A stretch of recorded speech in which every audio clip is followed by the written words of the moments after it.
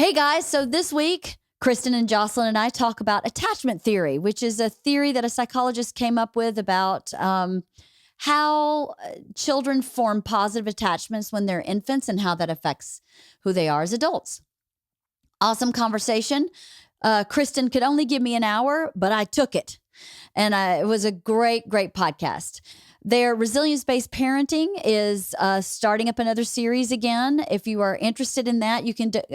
We are offering 2 scholarships through Wife of the Party. You can go to macdermottmethod.com/WOTP. That's Mac, MACDERMOTT method.com/WOTP. And there's a form to fill out if you're interested in the scholarship. Please take the scholarship if you really need the scholarship. If not, look into purchasing the program. It's a wonderful resource. They also have a Healing Broken Teen and Parent Relationship workshop that's coming up.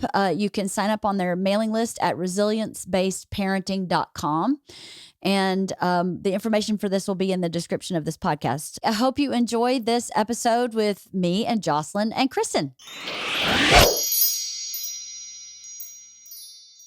You guys look so good. It's good to see you. Good to see you. And I love that when you're not, your video's not on, you have these beautiful headshots, and mine is a picture of my cat. That's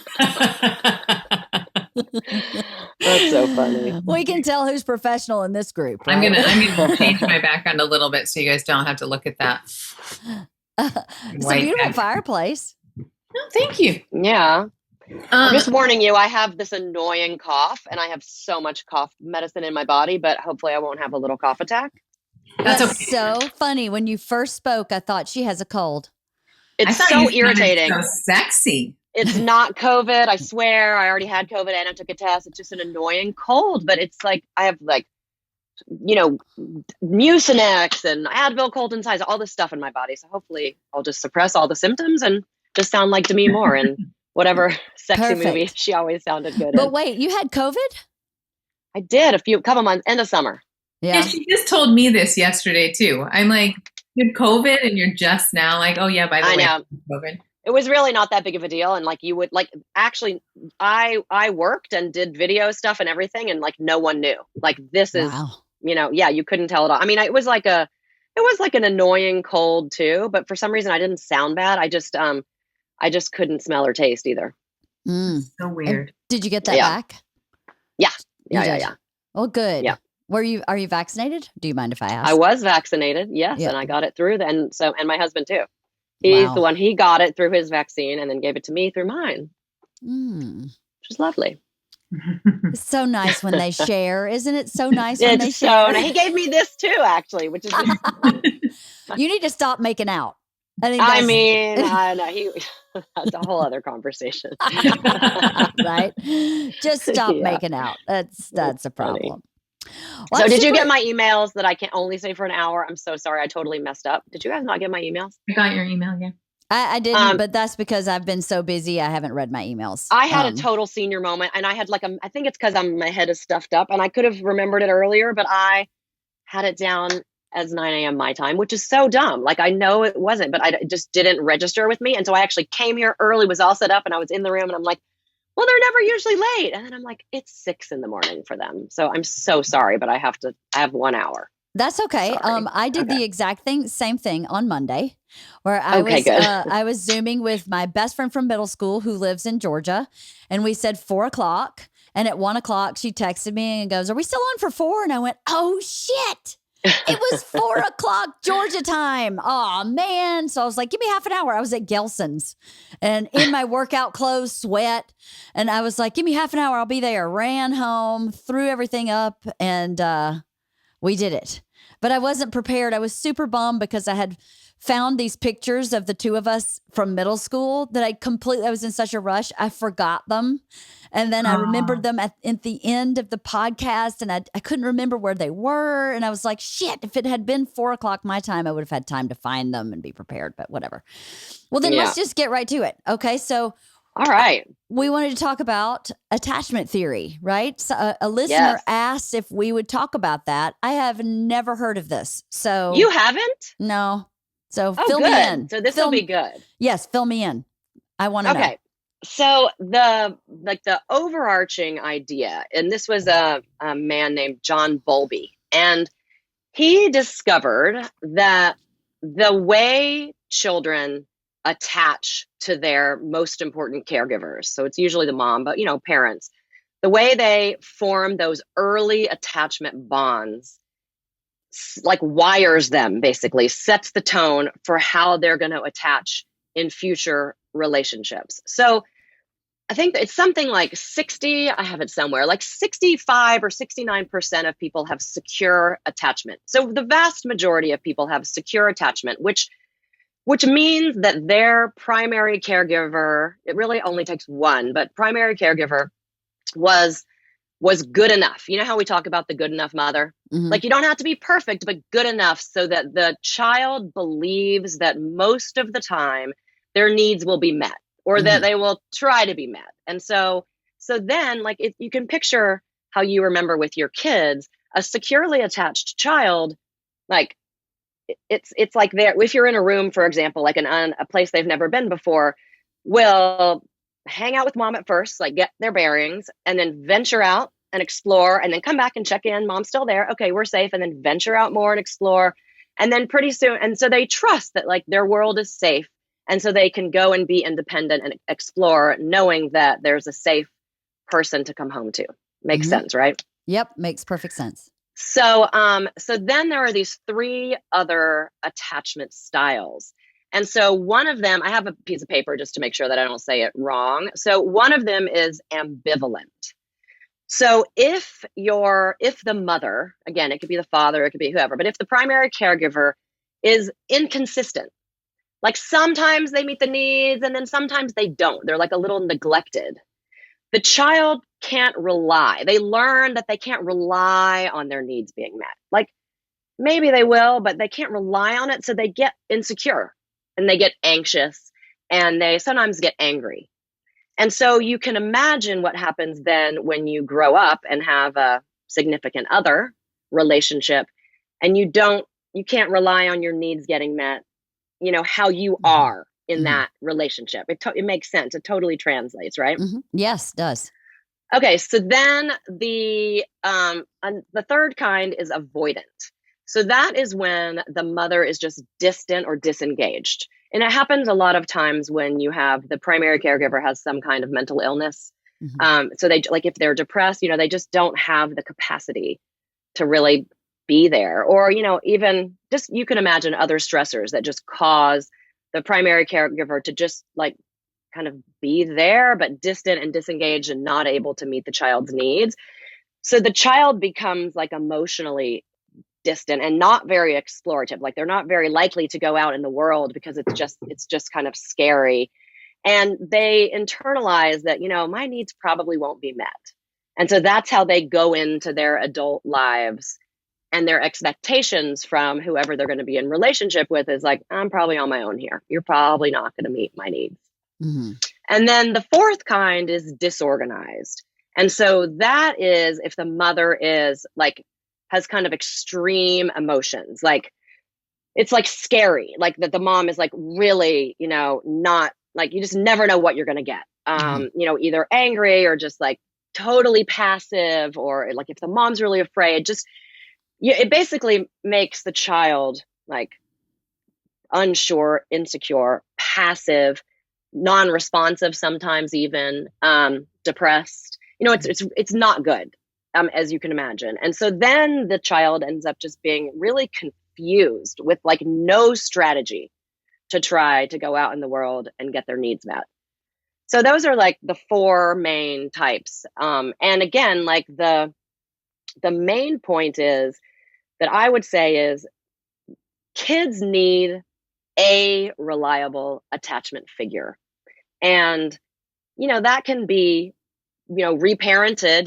You could have a fantastic adult who comes in and is reliable and kind of fixes those things that maybe the parents didn't, you're not doomed. You can do the work on this kind of stuff. But what happens when people get into adult relationships is they end up, I've probably talked about this before, that kind of idea of interlocking pathology, basically where you engage with a partner, but from your not best parts, from your insecurities. So you can imagine like someone who is not used to getting their needs met may actually end up with someone who's not going to meet their needs or not communicative. And so it's this like, it's an opportunity to heal, but it's also very frustrating because people are, reacting from these attachment issues that may be totally unknown to them. Yeah, that was a lot. What questions do you have? I want to jump in on this and say, like this one, you and I have talked about it a lot, Kristin, but it like every time it comes up for me, I almost start crying because of my own childhood and because of like just the times in my own parenting where I'm like, oh man, I didn't handle that well. And so I like want to jump in also and say, it's not just reparenting somebody else comes in, but like I had a definite shift in my parenting at a certain point. Now, I think my kids were attached to me anyway, but yeah, there was like healing that happened in my relationship with my kids. So I wanted to like jump in and say that too. Because I think sometimes people hear this and they're like, oh man, I've been chaotic. Like that's where I went to. I was like, oh, there were times in my life where like big stuff was going on and I feel like I was chaotic. Yeah, but chaotic is different. Like it's like your kid just needs to know that most of the time you're doing your best and you care. Like you can be messing up and missing, but then you're coming back and realizing that, it's that good enough. You don't have to be great. You get a lot of leeway. The bar is not that high. It's just that your kid has to know that you really like, you know that they have their own needs. You're not so in your own world that you're not even aware, that they have their own needs. You're doing your best.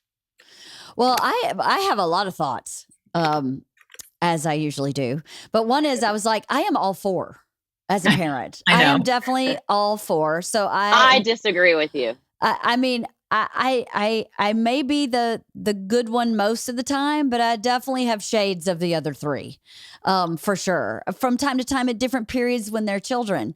And then my other thought was, so much of your experience of being parented is your perception, right? So I have two kids who have two different sets of needs, who are wired differently from each other, who perceive me differently. Here's an example. Bert used to say that Isla would tell her that I yell constantly. And Georgia would say, I don't really hear mom yelling. So they both live in the same house with the same parent with the same behavior. So, but one hears me yelling and the other hears me as just talking to her. Does that make sense? I mean, it totally makes sense. And I just want to interject one thing because this was all done in the early years. Like I think maybe before, ages 2 or 3, I could be wrong about that, but we're talking early. So right. This is when your children are 100% dependent on you. Like they'll die if you're not attending to their needs. Right. Mm-hmm. So you're talking about, so that's why I'm saying you were good enough. Like your children were never in danger of their real needs not being met. So you're talking about stuff that gets up into where, that is subjective 100%, but your children are securely attached. They may be mad at you or they may be anxious sometimes or whatever, but your children know that when you had them and you were responsible for keeping them alive, you were meeting most of their needs. They weren't neglected. Yes, that's true. Yeah. That is very true. And the fact that your daughter can say to you, you yell a lot, means she's pretty attached to you. She's not that. No. Yeah. She didn't say she told Bert. She told Bert. She said it to Bert because she was scared to tell me that I yell a lot. But I'm like, I don't even remember ever yelling. I think, okay. But to her, she hears yelling. She also has sensory processing stuff. Yeah. So things are very intense for her where, I'm a loud talker, period. I'm just a loud talker. So if I get passionate and loud to her, I think it sounds very much like I'm yelling. But to me, I'm just going, can you believe that we had this podcast? Oh my God. And then if it's negative, can you believe this guy rear-ended me? I'm so mad. They're both the same exact tone of voice, but she would hear that as yelling. And Georgia would go, Mom's not yelling. That's just how mom talks. So I find that very fascinating because I think about as they grow up and as they, of course, get into therapy because of all the ways that we've screwed them up, because we do, that my kid's going to be like, Mom, my mom just yelled all the time. And I was completely unaware that that's how she was living in this world. Do you know, that concerns me too. I know this has nothing to do with attachment theory, but I do think about that a lot. So I think about my in-laws and how all three of them have anxiety and how that anxiety looks different on each of them. And what their perception of their parents were, and their perceptions of their parents are completely different from each other. There's some things that line up and there's some things that are totally different. And I think these three people grew up in the same. I don't have siblings, so I don't have anybody to go, hey, did you think mom was crazy also? Or was that just me? You know, I don't have that resource, but I look at those three adults and how they function in the world. And I listen to them talk about their parents, and they have different experiences from the same set of, I can't imagine they would parent so differently from one child to the other. Do you know what I mean? Like I can't. No, I totally think that makes sense. I mean, I think kids do. I mean, there's all this theory just about siblings, you know, the importance of siblings and sibling position, because that, you know, we experience ourselves as children in relation to others. We learn who we are by the relationships we're in. So our sibling relationships are really important also and shape us in very negative and positive ways. And also then shape the way, you know, the way you see your parents too, because, you know, someone always thinks that that kid's the favorite or that kid is, you know, last on the list or whatever. So all that stuff does impact kids and how they are in relationships. And the thing that, you know, just the fact that you have enough self-awareness to be curious about how your kids perceive you differently, and that you and Bert can have that conversation that she thinks you're yelling. I mean, that again, that's good enough. Right. The kids that I see in my practice some of the time, the ones who are really, really, I would say, have insecure attachment are, I mean, their parents, they weren't good enough. And more of the time than not, these kids, and I can picture them as little kids, were like, help me. And their parents were just missing. They just were either not able to try. They were too busy with some other crisis that was going on. They had their own mental health issues. You know, doesn't mean they're bad people. They weren't, but they just missed. And you have these kids who are just like in a world where the truth of their experience was their needs were not a priority on anyone's list. And so they had to figure out how to go forward really on their own. So if this attachment theory, it doesn't apply, I guess maybe what you were talking about is when they're young, like 2 or younger. What is it? I know you were saying that it affects how you're in a relationship as an adult. Let's talk about teenagers.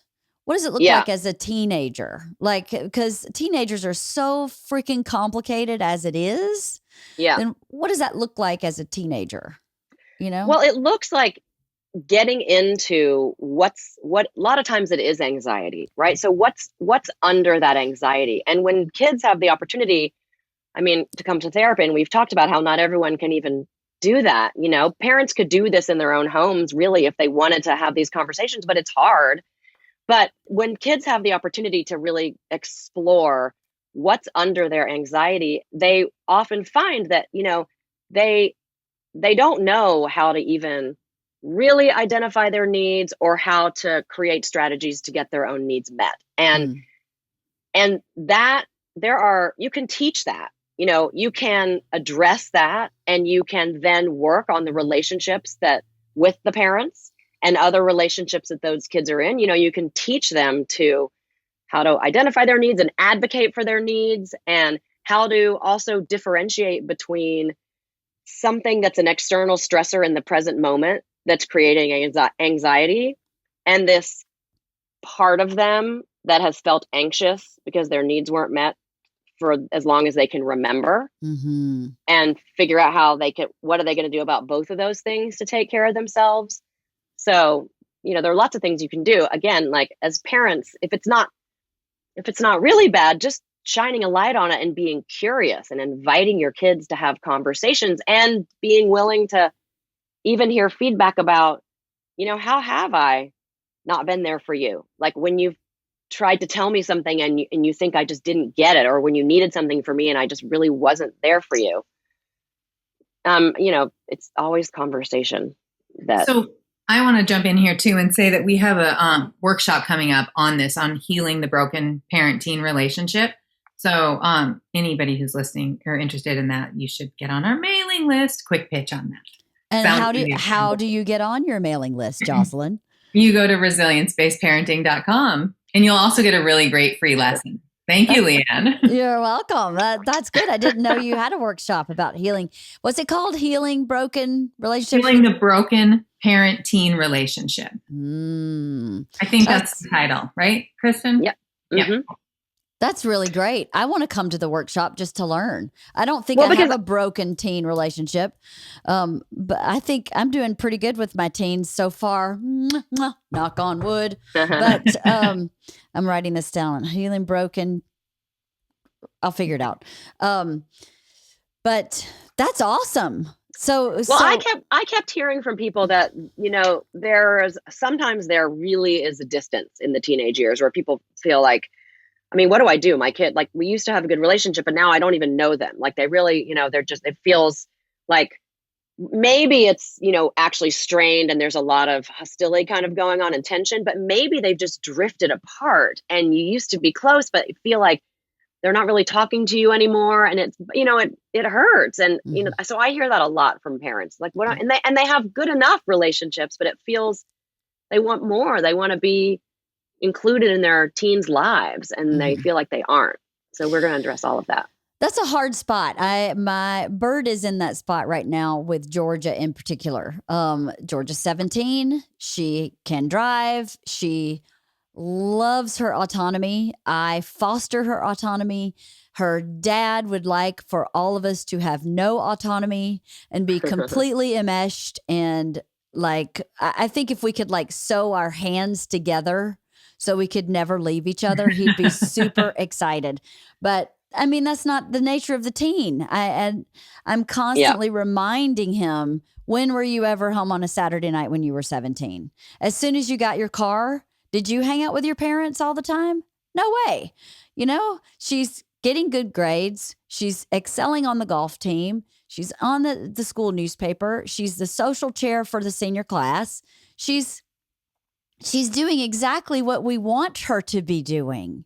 You're not supposed to be her focus. And he's breaking his heart. It breaks his heart that she doesn't want to just watch movies with him all the time. But I might be a little concerned if all she wanted to do is watch movies with her dad at 17. I'd be a little concerned. Like, and it doesn't sound like she's angry at him. She's not withdrawing because she's angry. She's becoming independent. Exactly. I may send him to this. I do have to say, this is so much better though than the relationship where like the parent is just angry. So it's like so sweet that he feels that way. I would love to have a dad who's like, can we please hang out? No, well, he is angry. He is angry also. He's a big complicated ball right now. He's hurt. He gets his feelings hurt when she doesn't want to hang out with him. As teenagers will be, sometimes she's snippy with him. Yeah. And it's like she stabbed him. It's like she's just mortally injured him. He can't disconnect and realize you were probably 8 times worse, 10 times worse than her as in the snippy attitude, because he gives snippy attitude all the time anyway.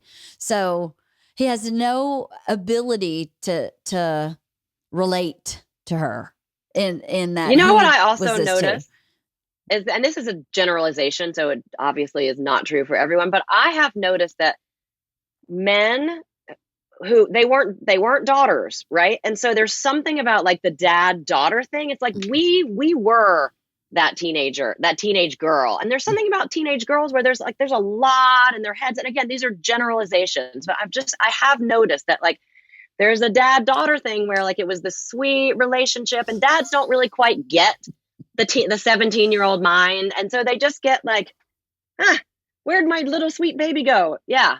Mm-hmm. That's what's happening here. Isla hasn't gone into that phase yet. I think Isla is so empathic. She's so aware that Bert's hurt that she just won't let herself be like that with him yet. But Georgia's so independent. She's just like, I'm going to be my own person, and that's just the way it's going to work. Yeah, this teen workshop's pretty good because I hear from a lot of people. Another one of our friends has a daughter who's 15, and all we hear from their family is how much they argue, and it's all a power struggle. It's just stupid power struggle shit where you go, why are you engaging in this warfare with a 15-year-old? You're the adult. Yeah. Push pause, take a walk, come back and go, here's the way it's going to be. But you also have to allow, I think when kids get to be teenagers, it's like this when they're toddlers too. You have to figure out what you can give them that they can just totally screw up, you know? And there's so many hills that parents are dying on where I'm like, why would you pick that hill to die on? Like there's big stuff going on, but then most of the stuff that I see just doesn't need to be an argument. It needs to either be a boundary or like, who cares? Yeah. But I'm probably more on the permissive side than the two of you are. I could probably stand to scooch a little more to the center there.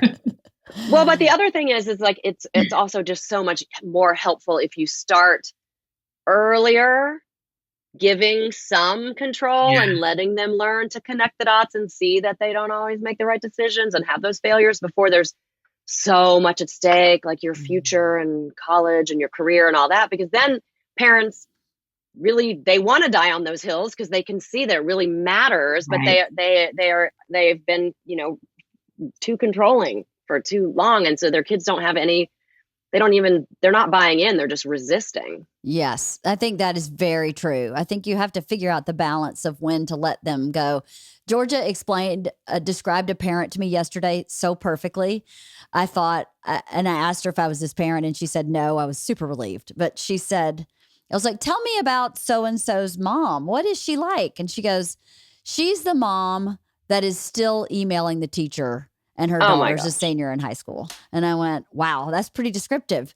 And that encompasses everything that goes on. And then you go, how does that help the young lady? How does that help her move forward into life? How does it affect her negatively? If you're still, I was like, am I that way? And Georgia went, no. I was like, good, because I only email the teacher if something really big is going on. Other than that, I feel like it's her world and I'm imposing myself into her world. And I would never want to do that.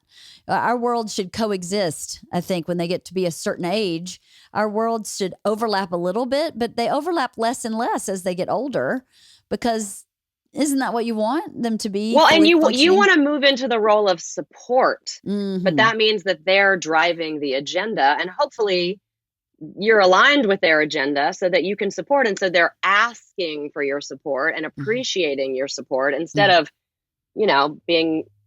expecting you to work harder than they are and then resisting control. Did I ever tell you about my friend who works at a bank on Wall Street? And this was not even an intern. This was a first year actual employee at a bank in New York. And the mom called my friend who was the boss, the mom of the 23-year-old kid, and said, you're working my son too hard. He was like, maybe this is not the place for him. But like, whose mommy calls when you have a boss and a job? That's crazy. Wow. That's crazy. Yeah. That's insane. Yeah. That's called too attached attachment theory. That is definitely. For sure. Yeah. I was just thinking about this, and it's a little bit off topic, but also related, which is that I think very often in our culture, we for sure have those parents, right? But we also have the parents who are like, I'm going to raise independent kids. My kids, I'm not going to do anything for my kids, even my toddlers, that they can do for themselves. And it becomes like almost combative. and not like a supportive family where you're helping each other. Have you noticed that sometimes in families? Where it's like the kids ask for help and the parents are like, no, you can do that yourself. Why would I do that for you? I haven't noticed that, but I know what you're talking about. Because I know you and I have talked about it before too, but I can't actually think of people really. Like, it sounds like you have people you can point to. I do. I mean, so many people like that in my life where I'm like, why would you? And it starts in my family. I don't think anybody in my family is going to watch this. So, so I think I can say that. Where, like, it took me a long time. It took me until my ex-husband brought it to my attention that, like, the people in my family are supposed to be helping me. And still to this day, there are moments where I have to remind myself, oh yeah, the people in my family are supposed to be helping me. It's weird when they're not. But I think there's a lot of it out there. There's the whole theory. I think it's called RIE. Do you guys know about RIE? Yeah, where you're just supposed to let your kids be basically don't let them eat dirt. Don't touch them. Don't put them in high chairs. Don't put, like, anything that wouldn't happen in the wild. You don't do, right? Don't push them on swings because they're don't teach, please, and thank you. Yeah. Well, it's what I experienced with it was more, you don't help them with things that they should learn how to do on their own. So you would never push them in a swing because you want them to learn to pump their legs. And certainly I believe in some of that. I believe, like, kids can do a lot more often than what we're requiring of them.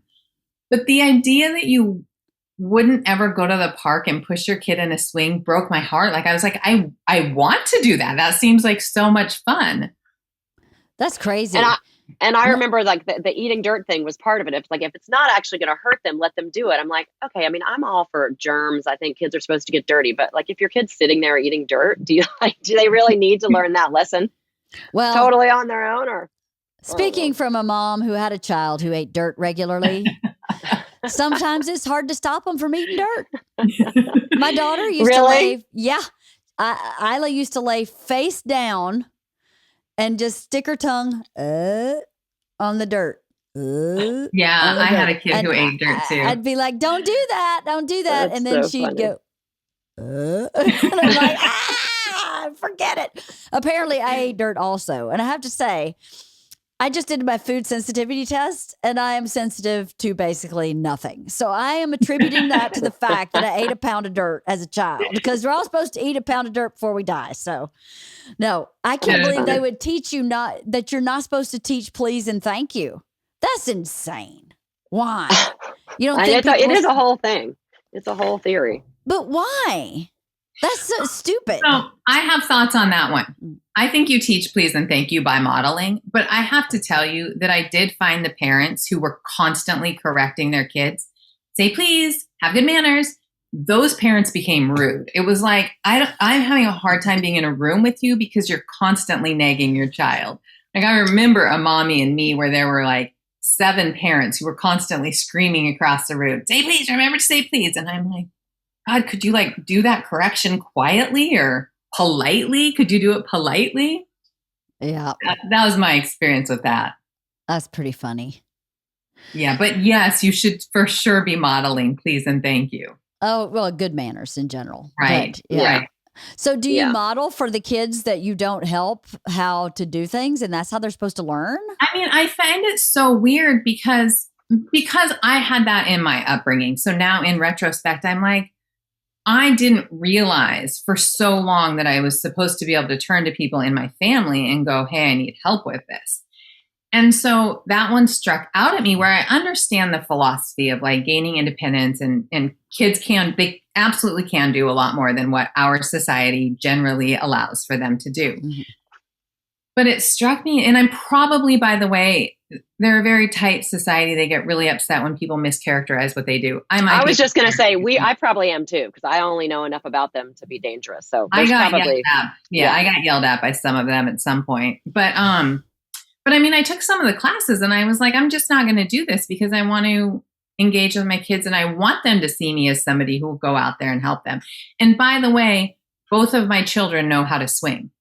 And both of my children are capable of, like, they do have self-efficacy and they are independent. Yeah. I think it's different. It's just a different philosophy. There's so many different ways to skin the cat of parenting and have healthy children. And you can have someone else who uses the same methods and totally screws it up. It's just, And frankly, I think anyone who is actually going to the trouble to learn a method is probably, that's great, right? Because they care enough to learn something and be thoughtful and about it. So for sure. And I should say, I have lots of friends who used it and their kids are securely attached. Right. I just personally was a little bit not good with it just because I had family members who weren't helpful. And I was like, no, I want to be helpful. I want my kids to see me as a helpful person. Well, the flip side of that too is that, care means different things to different people. Feeling cared for. It's like the languages of love, sort of. Yeah. One of my kids needs to snuggle.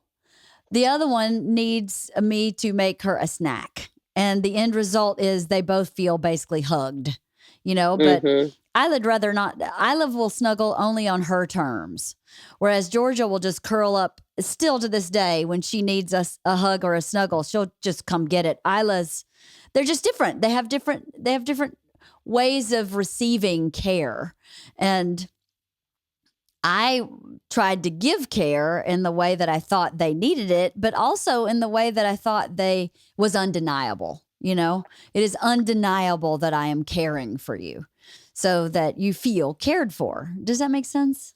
Yeah. And the thing I love the fact that you're bringing up the hug, because I see adults in my practice who you just know, and I ask that they didn't get held. Like, one of the things we're supposed to do to be a good enough mother and to give our kids secure attachment is in those early years when their nervous systems cannot calm themselves down. It is our job to pick them up and hold them. And they sort of osmose, the calmness from our system into theirs. And then they learn to self-soothe. But it takes us, kids who don't get that, they a lot of times don't know how to soothe themselves. And so their, fight or flight is triggered often.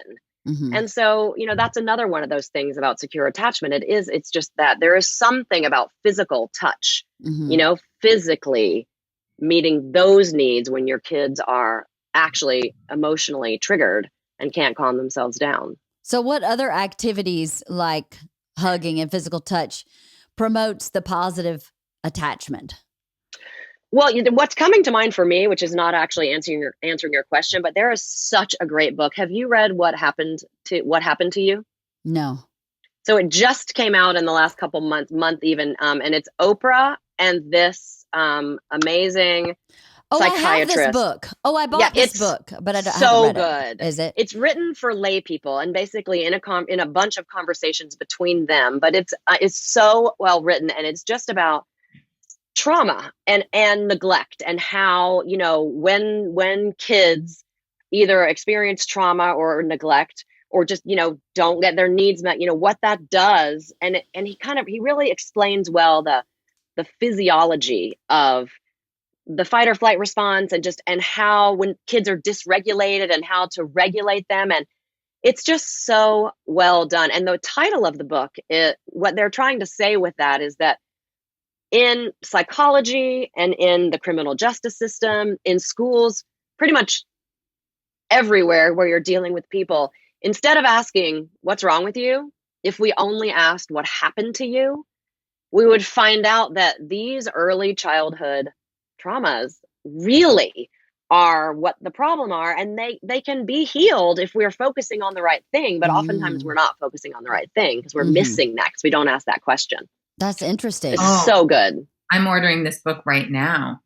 It is so good, I'm telling you. Even if it's like not about extreme trauma, just again, like when your parents just miss, when your parents just don't meet your needs enough, it just makes you realize it just does such a great job of kind of spelling out how that impacts, who you become and how anxious you are and how likely you are to ever advocate for getting your needs met and can you self-soothe and all those things. That's great. I bought this book actually right before we moved. So, of course, I had plenty of time to read it right before we were moving. It was so stupid. But I remember once you started saying Oprah, and it's like, I was like, I have this book, and someone recommended it to me highly. So I'll get to it at some point. But back to the attachment theory.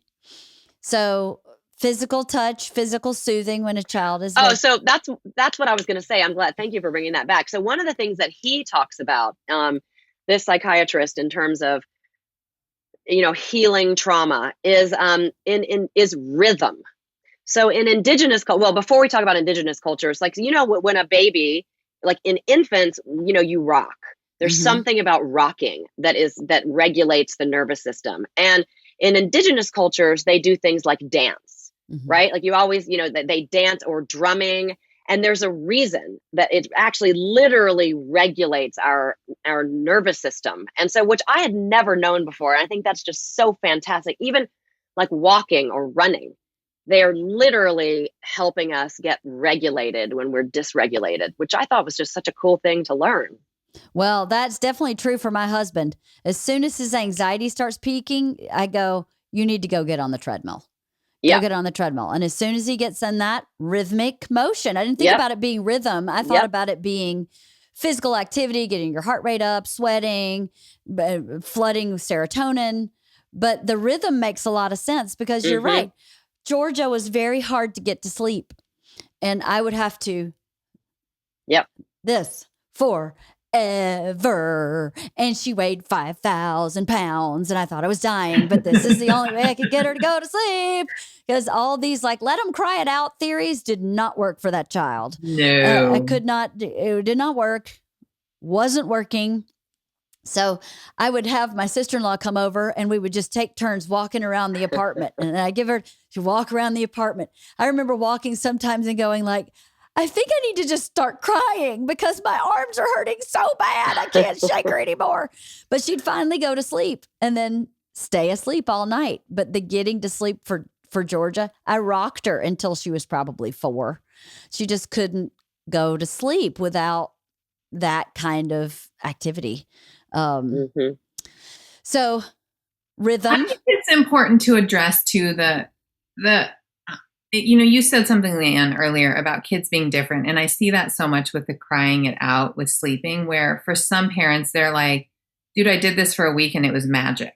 But then I had a kid that, like, that was never going to work. And it would have been a 2-year-long battle that would have put trauma on that child. Yes. So, like, my kids are past the infancy stage, but I have friends with kids who are infants who are really struggling. They're like, oh, it's like not working. It's not working. Man, at a certain point, like, and Kristin, you should jump in and tell me if you disagree with this, but it's like at a certain point, you're not meeting your kids' needs. At a certain point, it's not working. It's not gonna work. I had that with Georgia. We did that sleep training method where you go in and you soothe, and then you go back out, and you go back in and you soothe, and you go back out for certain stages of time. Yeah. And she just became more and more hysterical. Yeah. And after so many days of it, I had that exact instinct. I thought, I'm breaking her. I'm actually breaking her. You're imposing at a certain point. And this is not, I really don't think this is true of all kids. I think it has worked wonders for lots of families who are like, oh my God, that saved my life, because they weren't getting any sleep. But there are certain children, and I agree because I have one, where I was like, this is going to ruin her. This is going to end up being something where she's like, I scream and my family doesn't come. Yes, exactly. I felt that way too. Now, Isla, I could swaddle her, lay her down, never hear from her again.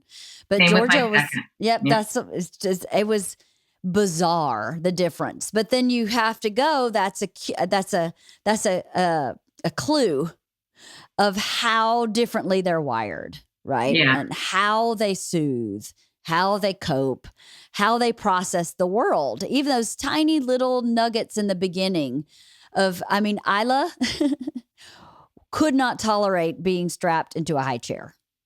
She all but gave me the middle finger every time I put her in a high chair. So did Junie, yeah. And my point was like, well, what's my point here? That she stays strapped into a chair?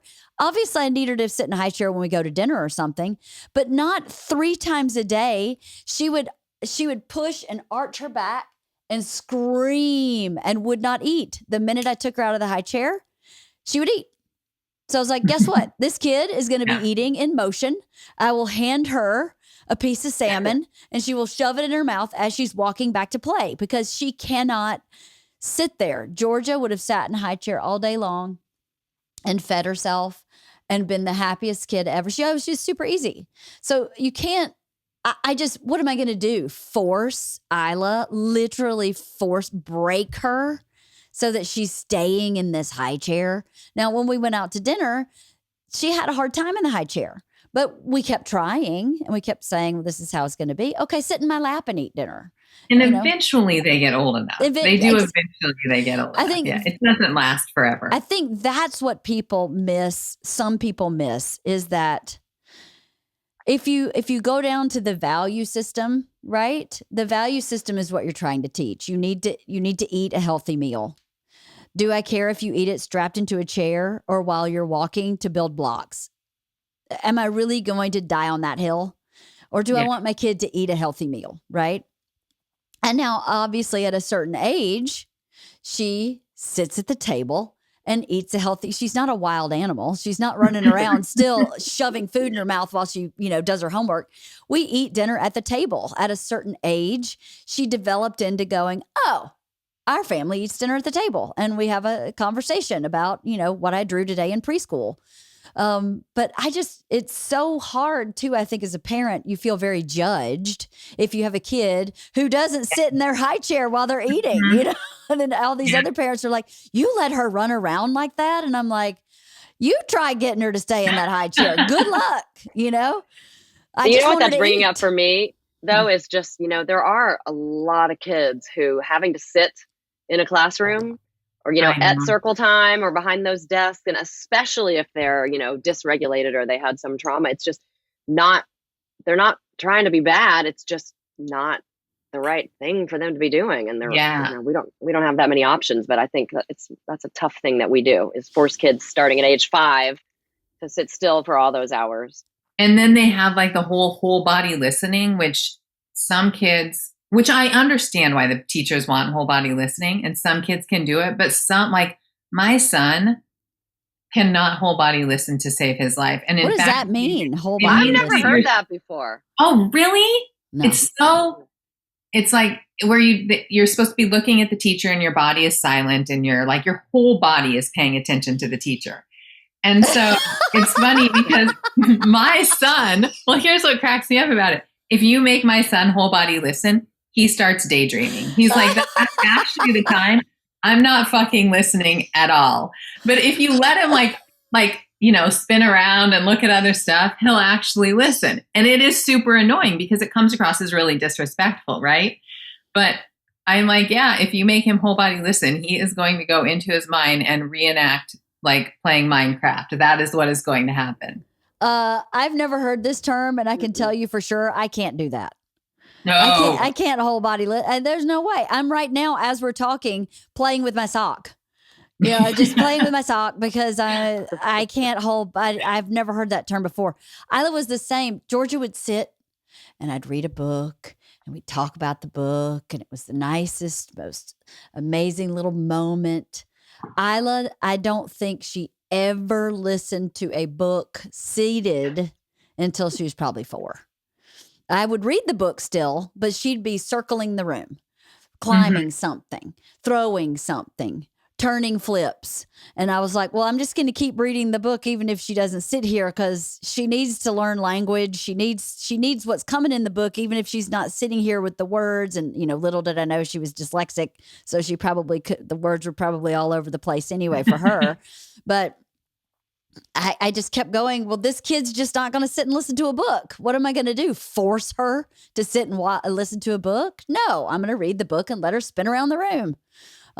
There's not a lot of leeway for that kind of stuff in society where there's not. And again, I get it, because if you have a classroom full of 20 kids and one little kid is rolling around on the floor, it's distracting a whole bunch of the other kids. Like, I totally get it. I have a lot of so much sympathy for teachers. I would never want that job.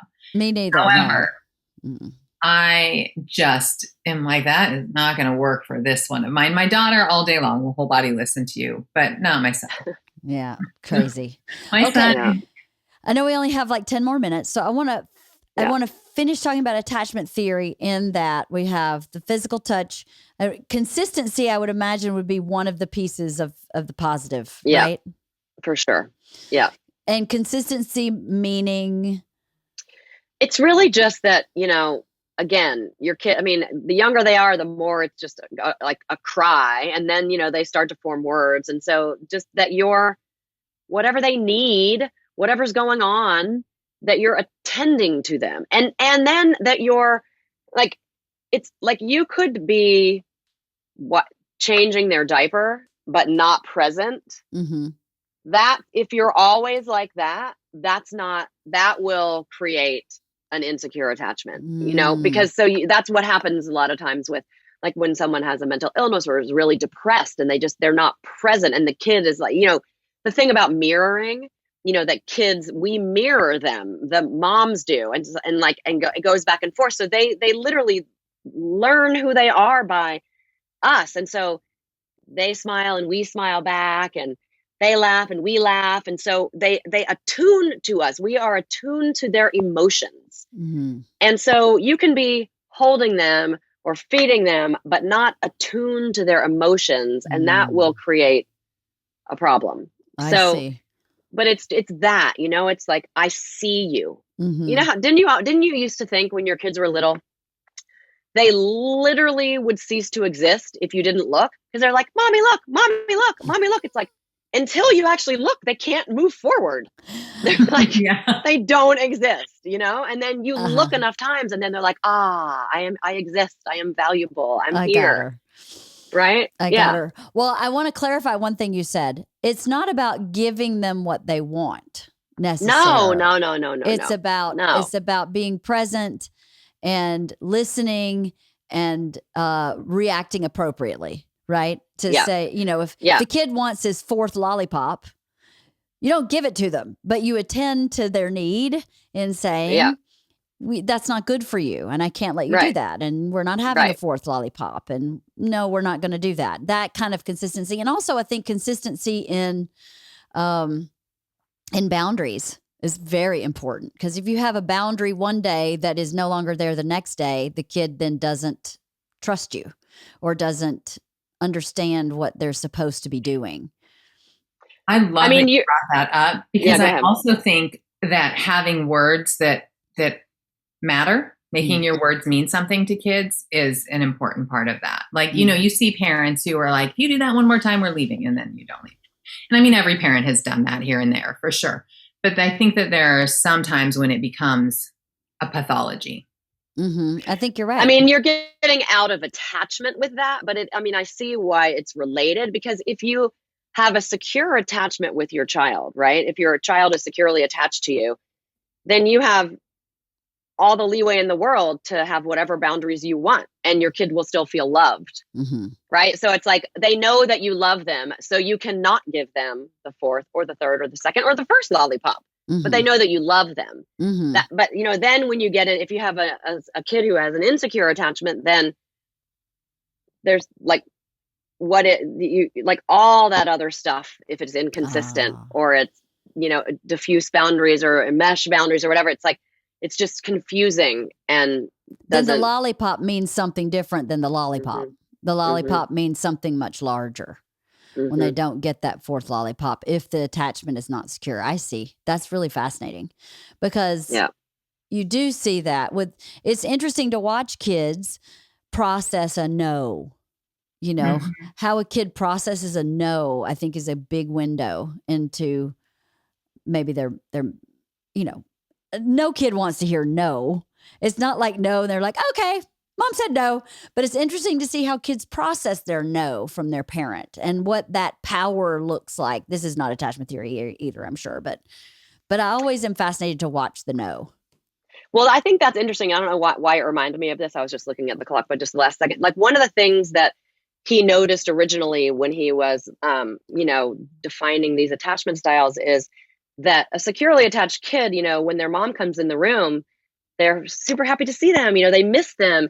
But some of these other kids, like, would actually, when their mom would come in, would like not go there, right? Mm-hmm. Or they would be just as excited for any random stranger as in their mom. And so you can see how, as you grow older and you're not differentiating really between who is someone who, like, it makes sense to feel really secure with, or who is someone who, you know what I mean? You can just see how, like, it just messes kids up because they're just like, they're not trying to attach in ways that really make sense with new people in their lives as they get older. That's interesting. Yeah. Well, I know you have to go. We have to wrap up. Sorry. I'm sorry. It's okay. It's okay. But it's never long enough talking to you guys. It's never long enough. I think we could have a 5-hour podcast and I would still have stuff to talk about. I know. I have all sorts of things I want to add on to this, and also disclaimers. And the one thing that I want to say is that I feel like I kind of shit on Rye, and I feel bad about that. Because Kristen's totally right. If you have a philosophy, you're probably crushing it as a parent. No, I don't think you shit on it. I think you made it clear that it wasn't for you. That's all. Yeah. So I think you're going to get some hate mail. I probably am. Wait, so Jocelyn, you can add more. I can go, and you guys can keep talking about it. No way. I'm going to stick my foot in my mouth even more if we keep going, and you won't be here to go no. Also, tell her about that we're opening the resilience-based parenting again. Can you do that while I go? Yeah. We're opening. I'm leaving. So Thank you nice so much for having me. Yes, come back soon. Real soon. I will. Okay. All right. Yes, we're opening. So is this airing next Thursday? Halston, when is this airing? Oh, hi, Halston. Oh, okay. Well, yeah, our cart will be open then. Okay. Parenting. But if anybody wants on the mailing list or if anybody wants to do the workshop, just get on our mailing list, because we don't have a date set for that yet, but we will obviously mail it out to you. And when you get on our mailing list, you get all sorts of freebies anyway. So. Okay. Can I sponsor some scholarships for the next round? Course, you always can. Thank you so much. Yeah. You want to say something about that? Yeah. Well, I mean, I think this is such an amazing tool for parents of children of all ages. So I'm a big fan of this program, the Resilience-Based Parenting program. I'm happy to sponsor 2 scholarships for any listener who maybe can't afford to participate but really wants to. So how do they contact you again? Sure. So you actually, okay, I'm going to make it a little bit confusing for you guys because I gave you resiliencebasedparenting.com. Actually go to www.macdermottmethod.com/WOTP. So it's macdermott.com/WOTP. And we'll give you a discount on the program. We'll give you some freebies. We'll get you on the mailing list for the workshop. And if you can't afford the program, then just scroll down the website a little bit and there's a form to fill out for a scholarship. And as soon as there's a scholarship opportunity that opens up, we will reach out to you. It's really on, honor system, first come, first served. Keep in mind that, if you're taking a scholarship, please make sure you need the scholarship. Yes, please make sure you need it. Don't take it from someone else who needs it if you don't really need it. And we have some really, really great people through, listeners from Wife of the Party who have reached out to us who, really appreciate the program and needed it. And were, so lovely with, talking to us about their experience and it's been great. So thank you for doing that, Leanne. I'm happy to do it. I'm happy to support my 2 friends, and I'm happy to support something I really genuinely believe in. I think I still read my lessons every week and I love them. They're so great. It's such a moment too, to just sit and reflect on where you're succeeding and where you can improve. It's that in and of itself is awesome. So really, I think I have to go. I think Bert needs this board now at 10 o'clock. So I have to go, but thank you so much. Thank you for everything. So good to see you. Let's do it again soon. Okay. Bye, you guys. Okay. Bye.